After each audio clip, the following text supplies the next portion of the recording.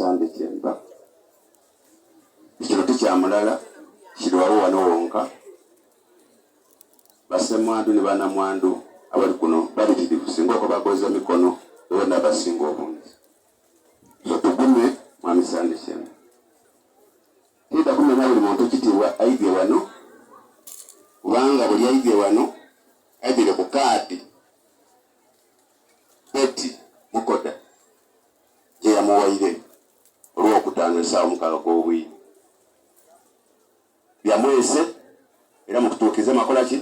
mwaita so mwena Betty abafiire ebitibwa byaimwe yabafuula abaki abalizi era abafiire oli muntu ali wano mu kiti ekyo ngaidye ku kaadi eyamuwerebwa Betty Mukoda musangalire okuyita okubaawo nga tuwerekera mulamu wange ono wabula Judge Bishop Munene ofumyeyo gatidi wojja kulinganga mu kifo Betty wabeerenga atya ukakatako okusala amagezi okubona nti oli puresinga omuntu oyo mu kifo ekyo otalinganga weereere n'abali wenda okulokoka bali wano bangi mu Betty oyinza okufunamu abantu nga 50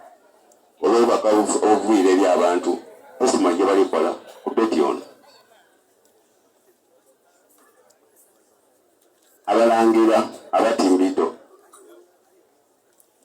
mbasiimye nnyo baba saabalangira oli wano datusa obubaka bwange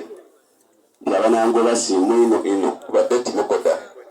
teyasooka mu kika kino ate tinasembyeyo naye wange aliyo ni Mukoda yafuna obuzibu yafuna stroke olwamwine era akitanda yeena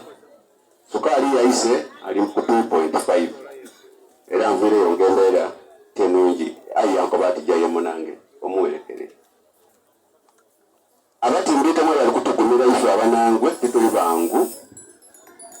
tusobole okuuma Betty emyaka 25. Download the app on App Store or Google Play Store now. Vision Digital Experience, the future of media.